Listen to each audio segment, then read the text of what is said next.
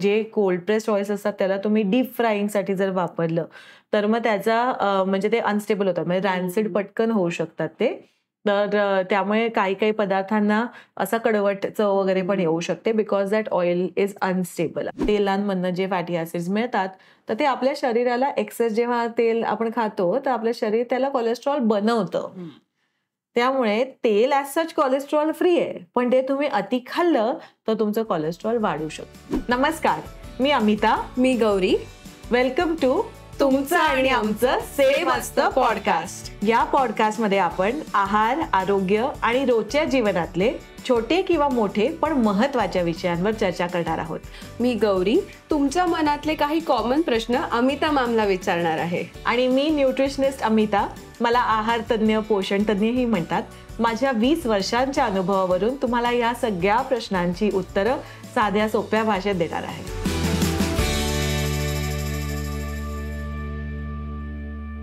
आजचा आपला टॉपिक आहे खूप वास्ट असा ऑइल. तेल. बरं, तेल. घरात रोजच्या जेवणात आपण सरळ हाताने तेल वापरतो. त्याचं प्रमाण काही नसतं का, तर तेलाने चव येते. तर मग तेलाचं नक्की प्रमाण काय आहे? एकदा पहिली गोष्ट, प्लीज सढळ हाताने तेल वापरू नका. तेल ही अजिबात सढळ हाताने किंवा मनाला वाटेल तेवढं असं मनाप्रमाणे वापरायचं, ओतायची अशी वस्तू नाहीये. स्निग्ध पदार्थ जे असतात, म्हणजे तेल असो, तूप असो, बटर असो, ते जरा तुम्ही सांभाळूनच वापरलं पाहिजे. त्यामुळे त्यातनी आणि चव येते किंवा म्हणून चव लाईक ॲज इन हवं तेवढं घाला वगैरे अशातला प्रकार करू नका. First thing. मग सढळ हाताने घालू नका, तर मग किती घालायचंय. आपले जे रेकमेंडेड डायटरी अलाउन्सेस असतात, जे आपल्याला ICMR, NINच्या ज्या गाईडलाईन्स असतात, तर त्याप्रमाणे इंडियन आपल्या फूडसाठी आणि आपल्या बॉडी टाईप वगैरे सगळ्यासाठी प्रत्येक जणांना दिवसातलं एका दिवसाला 25 ते 30 ग्रामच्या वर तेल, तूप, butter total combine added fat तेवढंच खाल्लं पाहिजे. आता ते 25 ते 30 ग्रॅम म्हणजे किती? तर आपण जे खायचा चमचा असतो, तर तेवढे तसे 5 चमचे. Because that 1 teaspoon is 5 grams of oil. तर तसे 5 चमचे असे एका व्यक्तीने खाल्ले पाहिजेत. मग आता असं जर सांगितलं तर मग कुणालाही प्रश्न पडतो की आम्ही एकट्याचा स्वयंपाक करत नाही, आम्ही फॅमिली पूर्ण असते, राईट? तर मग कसं करायचं आता? हे एवढं कोण मोजत बसणार? रोजचं काढायचं का? असं काही करायची गरज नसते. साधा हिशोब आहे. जर तुम्ही म्हणजे तुम्ही महिन्याभराचं तेल भरता, I am hoping and assuming की महिन्याभरापुरतंच तेल भरत असाल. म्हणजे असं पूर्ण 6-6 महिन्यासाठी जर तेल आणून ठेवत नसाल. अशी पूर्वी होती पद्धत. म्हणजे गुजरात, राजस्थान सगळीकडे. मी गुजरातमध्ये मोठे आले, त्यामुळे मला तिथल्या पद्धती जरा थोड्या जास्त माहिती आहेत. पण इथे महाराष्ट्रातही असायचं की तेल भरणे प्रकार असायचा की एकदाच आणणं तुम्ही every quarter you would get oil. तर आता तसं करायची काही गरज नाहीये, कारण आता आपल्याला कायम मिळतं तेल. आणि तेव्हा जशी तेलाला सीझनॅलिटी होती तशी आता नाहीये, कारण ऑफकोर्स तेल रिफाईन वगैरे पण होतं. पण जर तुम्ही महिन्याभराचा तुमचा ऑइल इनटेक बघितलात, तर साधा हिशोब करा की तुम्हाला per person, okay, ideally it is per adult, पण आपण लहान मोठे सगळेच धरूया, तर पर हेड तुमचं 500 ml हून जास्त महिन्याला सगळ्या टोटल फॅटचा खप नाही झाला पाहिजे. आता मला खात्री आहे की याच्यात maybe you are also trying to think की घरी किती वापरलं जातं एका महिन्यात, माणसं किती आहेत, असं की म्हणजे तुमच्या घरात जर 4च लोक आहेत घरात राहणारी, आणि मग तुम्हाला जर 2 लिटरच्या वर तेल लागतंय, आणि हे फक्त तेलाची गोष्ट करते मी, मग त्याच्यावर अजून तूप, तुला तर तुपार आवडतं त्यामुळे तूप अजून वेगळं, मग बटर रोजच्या नाश्त्याला वेगळं, असा जर प्रकार होत असेल तर यू नीड टू नो 100% की तुमचा फॅट इनटेक जो आहे तो ऑलरेडी वाढलेला आहे. त्यामुळे 500 ml पर्यंत टोटल फॅट आणा. जर ते एकदम खूप तुम्हाला असं व्हेरी डिफिकल्ट वाटत असेल, तर मग कमीत कमी तेलाचं तर प्रमाण तेवढं आणा आधी. तूप तर जसं like you need to be regulating किती काय, ते आपण तुपाचा एपिसोड केलाय, त्यामुळे त्याच्यातच वी हॅव एक्सप्लेन्ड ऑलरेडी. पण तुम्ही लाईक तेलाचं जे आहे ते प्रमाण जरी 500 ml पर हेड पर मंथ असं जर केलं, तर तुमचा तरीही म्हणजे तुम्ही काही 25 ग्रॅम नाही, त्याच्याहून थोडं जास्तच you will end up eating per day. पण त्यातल्या त्यात कमीत तरी कमी. म्हणजे दॅट इज द कॅप असं. त्याच्याहून जास्त जर तुमचा कन्झम्पशन असेल तर you know sure shot that you are eating way too much of oil. आणि मग त्यांनी जे तुम्हाला पुढे तुमच्या हेल्थला जे इश्यूज येऊ शकतात त्याच्यासाठी म्हणजे मग तुम्ही असं आज जा मेरे को ब्रिंग ऑन द डिसीजेस असंच केलेलं आहे असं. डिसीजेसचा विषय निघाला तर त्याच्यावरनं पुढचा प्रश्न विचारते. तेलाने वजन वाढतं का? आणि वजन तर आहेच आहे, तेलामुळे अजून कुठले हेल्थ इश्यूज होऊ शकतात? बघ जसं तूप तसंच तेल सुद्धा फॅटचं कुठलंही फॅट घ्या तुम्ही तेल, तूप, butter everything is giving you 9 calories per gram. आता हे आपण पर ग्रॅमचा हिशोब का करायचा किंवा का मी सांगतो? कारण यू नीड टू अंडरस्टँड की सगळ्यात कॅलरी रिच जे आहे म्हणजे आपल्या मॅक्रो न्यूट्रिएंट्समध्ये कार्ब, प्रोटीन, फॅटमध्ये तर फॅटमधनं सगळ्यात जास्त तुम्हाला कॅलरीज मिळत असतात. आता ज्याच्यातून ऑलरेडी तुम्हाला पर ग्रॅम दुप्पट कॅलरीज मिळतात से ॲज कम्पेअर्ड टू प्रोटीन, तर मग तुम्ही ते जर जास्त प्रमाणात खाल्लं तर तुमचं डिफॉल्ट ऑब्व्हियसली तुमचं वजन वाढणारच आहे. कारण वजन हे वाढण्याचं जे इक्वेशन आहे ते साधं सोपं सरळ आहे की तुम्हाला जर तुम्ही जेवढं तुम्हाला लागतंय त्याच्याहून जास्त तुम्ही कॅलरीज तुमच्या दैनंदिन ज्या ॲक्टिव्हिटीज आहेत त्या सगळ्यासाठी ज्या तुम्हाला लागणारी एनर्जी आहे म्हणजे केवढे कॅलरीज आहेत त्याच्याहून जास्त तुम्ही जर तुमचा कॅलरी इंटेक ठेवला तर तुमचं वजन वाढणारच आहे. There is absolutely no two doubts or thoughts about it की जेव्हा तुमचा कॅलरी इंटेक वाढतो म्हणजे एक्सेस होतं तेव्हा तुम्हाला like you are going to end up gaining weight. Oil कन्झम्पशनचा दुसरा एक इश्यू हा येतो कारण there are lot of people who are like skinny obese असं म्हटलं जातं त्यांना. ते स्किनी ओबीज किंवा स्किनी अनहेल्दी किंवा ॲट रिस्क असे म्हणजे ते लोक कोण झाले असं की जे आपल्याला वाटतायत की सगळे दिसायला बारीक आहेत. ओके अशी बरीच लोक असतात. एस्पेशली आपल्या आईवडिलांच्या जनरेशन मधलं जर आपण बघितलं तर त्यांच्यात पण किंवा इव्हन आपल्या जनरेशनमध्ये पण like you will find people who are normal body weight त्यांचं किंवा अगदी बारीक सुद्धा असतात.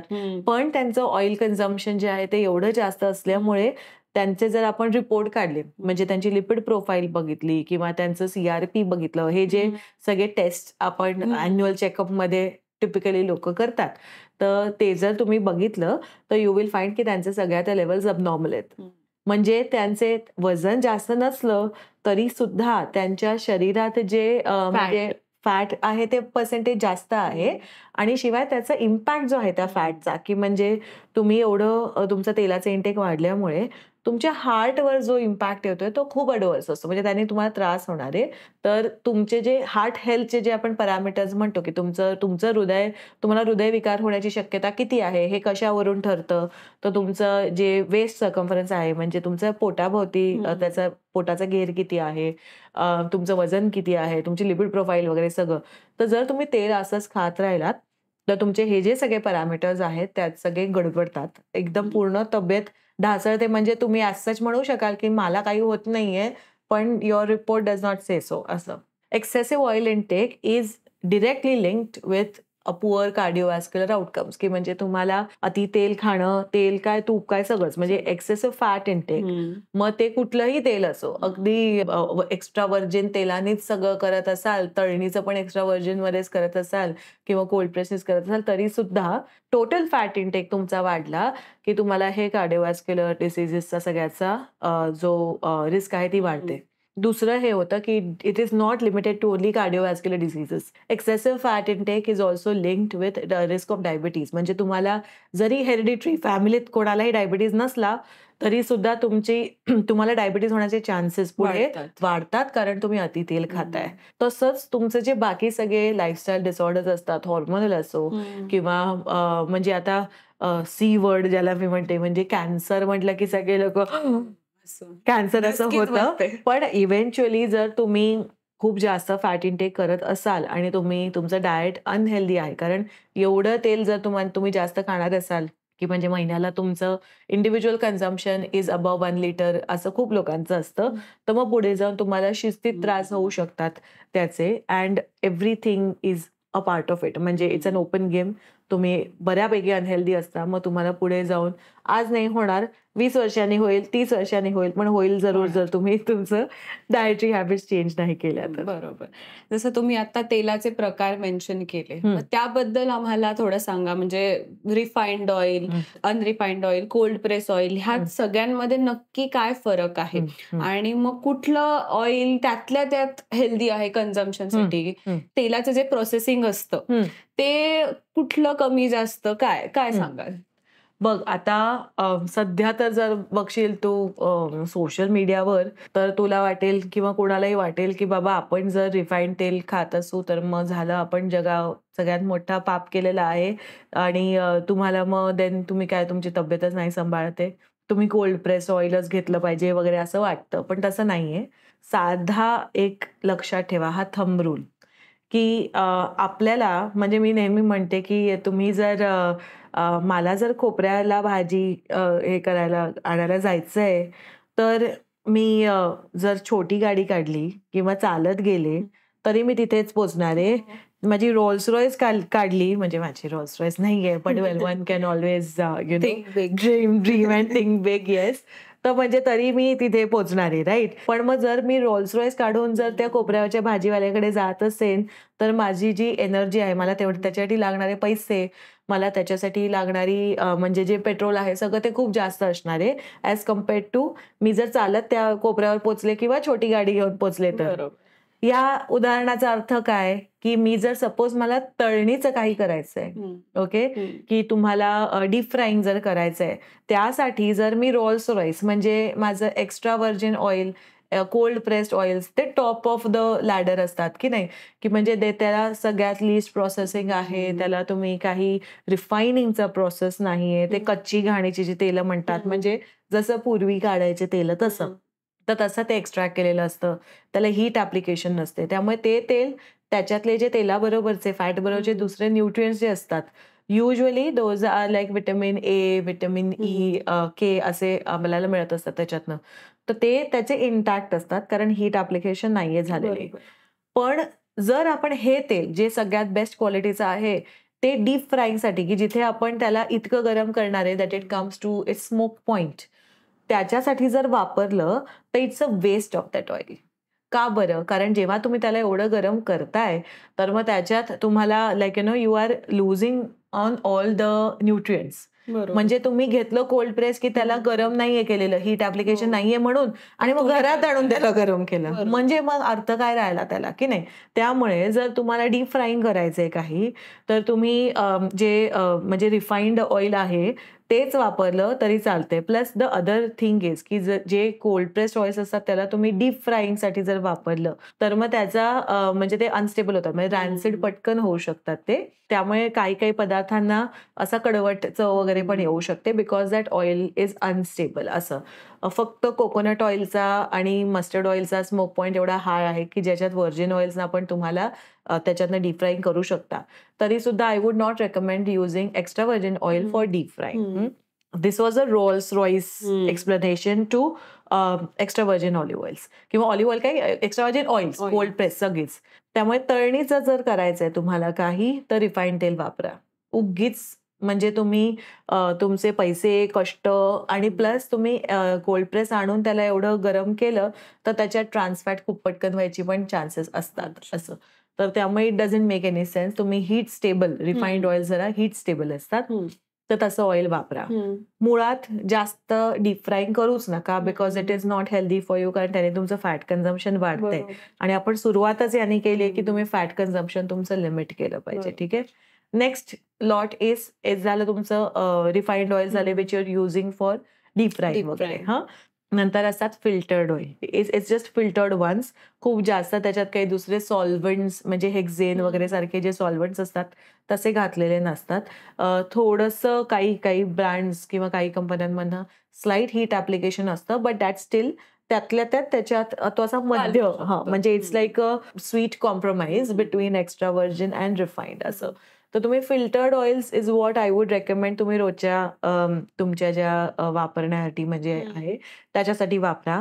Again I don't recommend filtered oils for deep frying. Deep फ्राईंगसाठी तुम्ही रिफाइंड ऑइल्स जे असतात तीच वापरा. कुठलं तेल वगैरे ते maybe we can discuss later. पण फिल्टर्ड ऑइल जे आहे ते तुमच्या रोजच्या भाज्या, डाळ जी करताय ती, पराठा एखादा केला तर.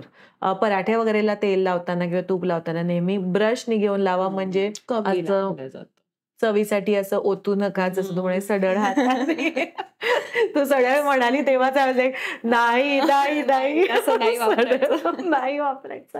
पण so use filtered oil for your everyday cooking. Extra virgin oil किंवा cold pressed oil is the same thing. Okay. तर ते जी कोल्ड प्रेस्ड ऑइल्स आहेत, ती तुम्ही शक्यतोवर जितकी तुम्हाला नो हीट अशी वापरता येतील तेवढी वापरा. म्हणजे त्याला गरम करू नका, because that would be wasting it. म्हणजे मग तुम्ही ती रोल्स रॉयस आणणार आणि ती जागीच नुसती त्याचा ब्रेक पण मारून ठेवणार आणि ऍक्सिलेटर करणार, असं फुकट घालण्याचा प्रकार आहे तो.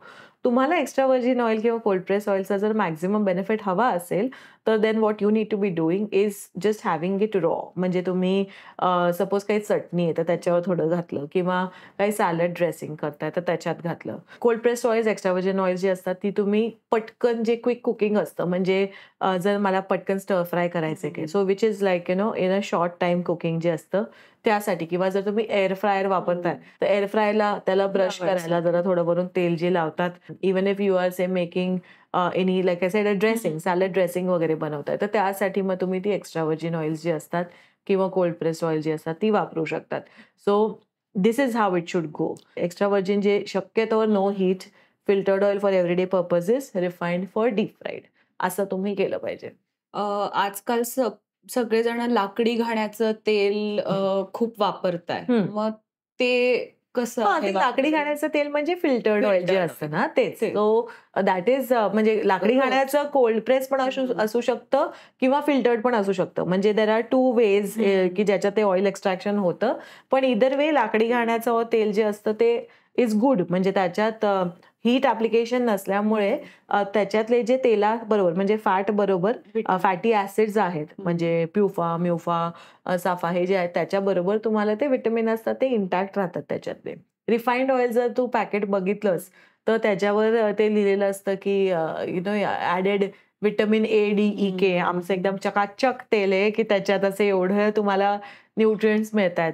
तर ते का बरं होतं? कारण जेव्हा ते रिफायनिंग प्रोसेस करतात त्याला, तर त्याच्यातले एवढं हीट ॲप्लिकेशन असतं की ते सगळे व्हिटॅमिन्स डिस्ट्रॉय होतात.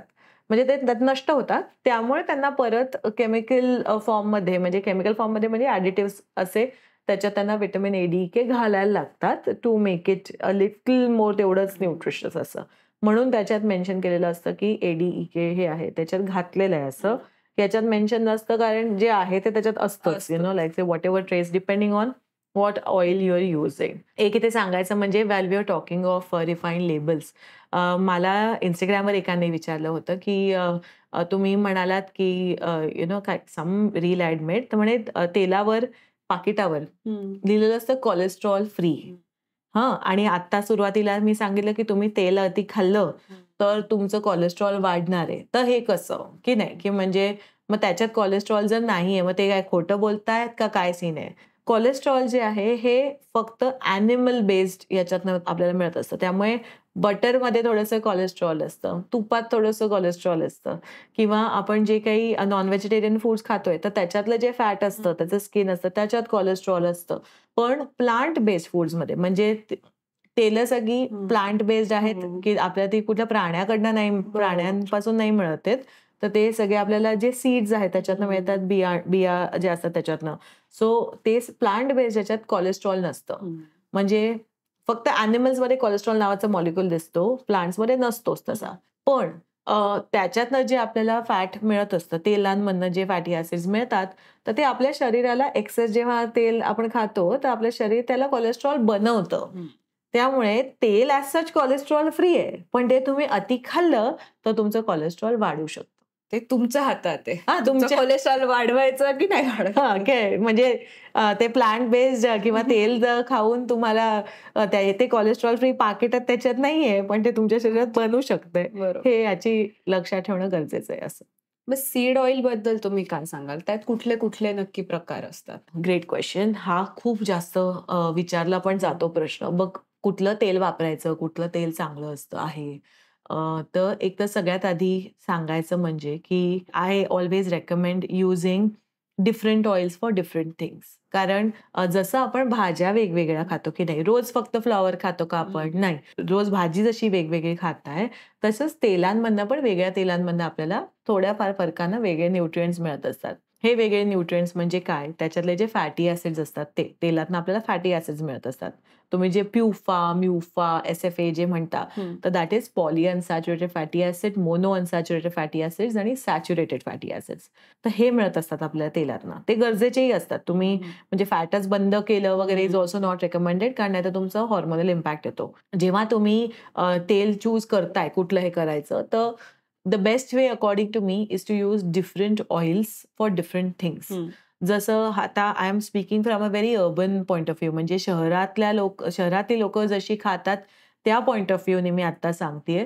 पण कारण हल्ली आपण वेगवेगळे पदार्थ करतो, फक्त सकाळ संध्याकाळ पोळी भाजी नाही खात. लोक बरोबर. प्रवास करतात, त्यांना वेगवेगळे ट्राय करायचं असतं. सपोज सम एशियन फूड जर खाताय, म्हणजे थाय, मलेशियन वगैरे अशा टाईपचं जर काही करताय, तर ते तुम्ही तिळाच्या तेलात करू शकता. किंवा नॉर्थ इंडियन काही करताय, म्हणजे आपल्या महाराष्ट्रात राहून तुम्ही सपोज पंजाबी पद्धतीचं काही करताय, तर ते तुम्ही सरसोमध्ये, मस्टर्ड ऑइलमध्ये किंवा ऑल्सो सेसमी ऑइल समटाईम्स तसं बनवू शकता.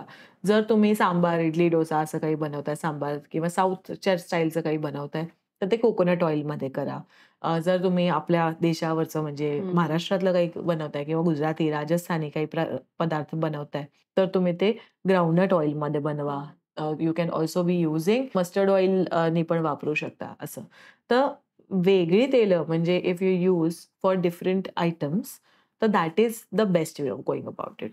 पण असंही होतं की मग इतकं तेल कसं आणून ठेवायचं? कारण लहान बाटल्या मिळत नाहीत सगळ्याच्या किंवा महागही पडतात. कारण तुम्ही छोट्या-छोट्या बाटल्या आणत राहिला तर it is more expensive as compared to you buying say a pack of 1 litre पॅकपेक्षा. सो मग तसं जर असेल तर मग डू अ रोटेशन. कसं रोटेशन करायचं, की जर ह्या महिन्यात मी ग्राउंडनट ऑइल खातीये, तर मग नेक्स्ट मंथमध्ये मी मस्टर्ड ऑइल खाईन, त्याच्यानंतर मी करडी ऑइल खाईन. असं रोटेशन ठेवा तुम्ही तुमच्या रोजच्या भाज्यांसाठी. And all of these I am talking about are filtered oils. तसं तुम्ही जर रोटेशन ठेवलं, तर तुम्हाला सगळे जे फॅटी ॲसिड प्रोफाइल असते त्याचा बेनिफिट तुम्हाला मिळत राहतो. ओके. आता हे जेव्हा मी तेलांचं सांगते, तर तेव्हा मग प्रश्न येतो, की आपण मग सोयाबीन तेल किंवा कॉटन सीड, कपासिया तेल जे म्हणतात ते किंवा इव्हन पाम ऑइल, मग हे खायचं की नाही? नाव सोयाबीन तेल पण तुम्ही खाल्लं तर चालतं, काही चॅलेंज नाहीये त्याच्यात. पण फक्त एक लक्षात ठेवा, की सोयाबीन तेल जे आहे, त्याच्यात सॅच्युरेटेड फॅटचं पर्सेंटेज जास्त आहे. सॅच्युरेटेड फॅट म्हणजे जास्त आहे म्हणजे कंपेअर्ड टू अदर ऑइल्स त्याच्यात जास्त सॅच्युरेटेड फॅट आहे. जर तुम्ही ऑलरेडी तुमचं तुपात काही पदार्थ तुपात बनवताय किंवा तूप पण खाताय किंवा बटर खाताय, सो त्याच्यातनं तुम्हाला सॅच्युरेटेड फॅट मिळतंय. जर तुमच्या डाएटमध्ये ऑलरेडी त्याचा समावेश असेल, म्हणजे you already including that in your diet, तर मग तुम्ही हे जे सोयाबीन आहे ऑइल, ते खायची गरज नाहीये. कारण मग तुम्हाला जेवढं प्युफा-म्युफा मिळालं पाहिजे तितकं मिळणार नाही. So that is the thing with soybean oil. जर तुम्ही बटर-बिटर काही नसाल खात, तर you can also once in a while like I said in the rotation soybean oil पण येऊ शकतंय. लक्षात ठेवा काही जणांना सोयाची ॲलर्जी असते. जर सोयाबीनची ॲलर्जी असेल तर मग तुम्ही सोयाबीन ऑइल वापरून चालणार नाहीये. नेक्स्ट कम्स कपासिया तेल. कपासिया इज कॉटन सीड. गुजरातमध्ये आणि इव्हन आपण गुजरात, राजस्थानमध्ये खूप वेळा वापरलं जातं कॉटन सीड ऑइल.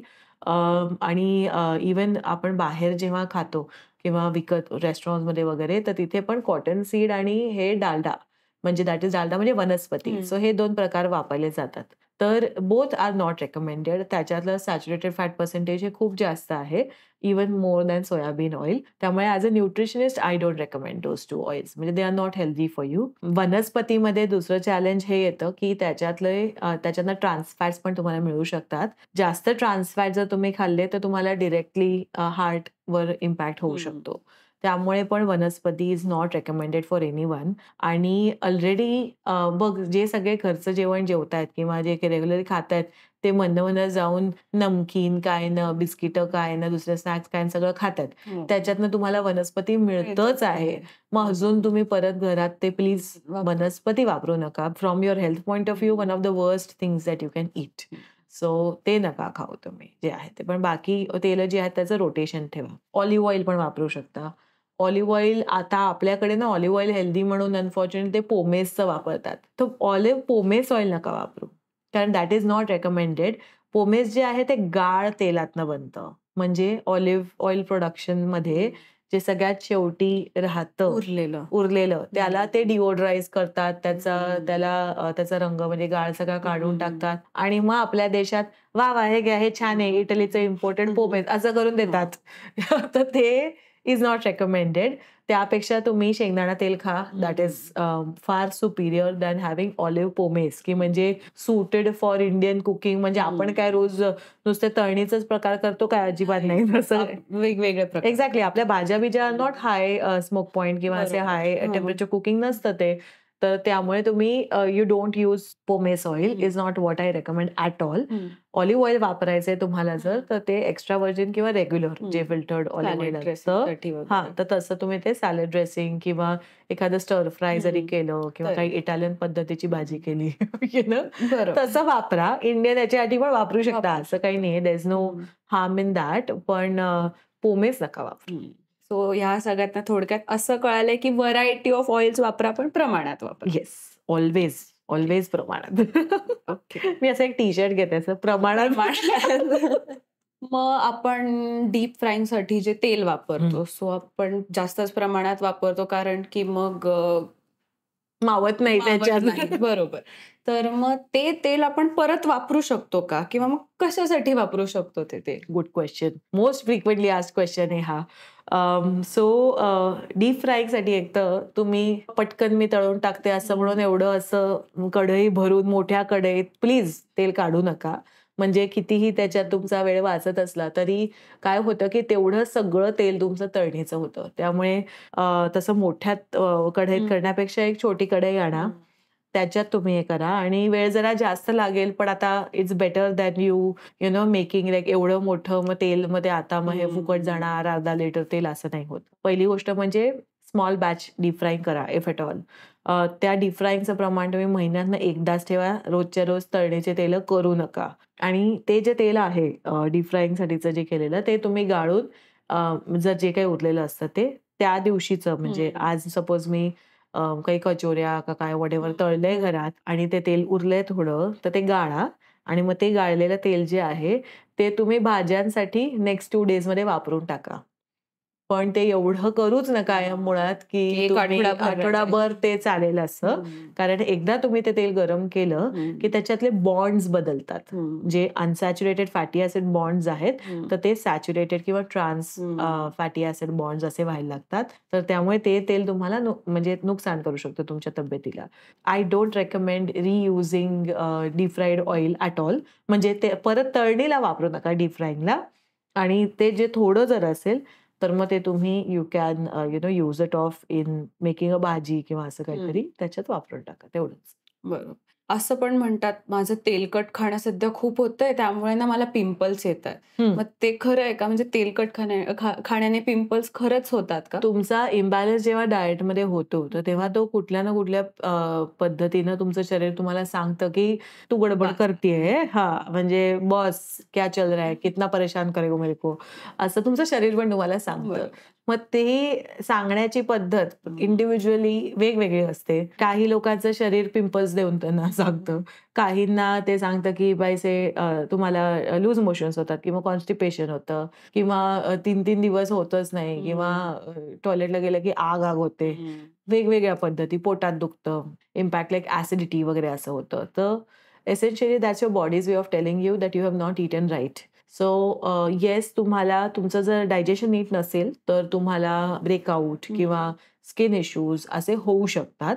आणि तेलकट तुपकट खाण्याने पण it tends to aggravate the condition. म्हणजे ऑलरेडी जर तुम्हाला ॲक्ने असेल एस्पेशली टीनेज मध्ये खूप जास्त ॲक्ने दिसतं. आणि कारण त्या वयात असं अबरचबर खाणं पण भरपूर असतं की कॅन्टीन मध्ये जाऊन आज मी समोसाच खातेय बटर इन्स्टंट नूडल खातेय असं एव्हरीथिंग हॅपन्स. म्हणून त्या आणि हॉर्मोनल चेंजेस पण असतात तेव्हा म्हणून त्या वयात तुम्हाला जास्त पिंपल्स वगैरे दिसतात. So dropping your oil intake कारण ओव्हरऑल तुमचा कॅलरिक एक्सेस होतो जर तुम्ही ऑइल इनटेक वाढलेला असेल तर दॅट डेफिनेटली हेल्प्स यू. पण तेलकट खाल्ल्यामुळे डिरेक्टली पिंपल झाले असं नसतं. तेलाबद्दल तुम्ही खूप मिसकन्सेप्शन्स दूर केले आहेत आणि कुठलं तेल आणि किती प्रमाणात खावं हेही तुम्ही सगळ्यांना सांगितलंय. तरी सुद्धा तेलाबद्दल तुमचे अजून काही प्रश्न असतील तर ते कमेंट्समध्ये आम्हाला नक्की विचारा किंवा tassamarathi@gmail.com वर तुम्ही आम्हाला ईमेलही करू शकता. आणि विसरू नका, हा जो एपिसोड आहे तो सगळ्यांपर्यंत पोचवा, कारण खूप तुम्ही वर्ष मला सगळे हे प्रश्न विचारताय तर त्या सगळ्याची उत्तरं दिलेली आहेत. तर हा व्हिडिओ शेअर करा, या चॅनलला सबस्क्राईब करा आणि प्लीज लाईक्स आणि कमेंट्स पण नक्कीच आम्हाला पाठवा, म्हणजे आम्हाला अजून जास्त एन्करेजमेंट मिळेल आणि असेच व्हिडिओ करता येतील. आणि नेहमी लक्षात ठेवा, तुमचं आणि आमचं सेम असतं.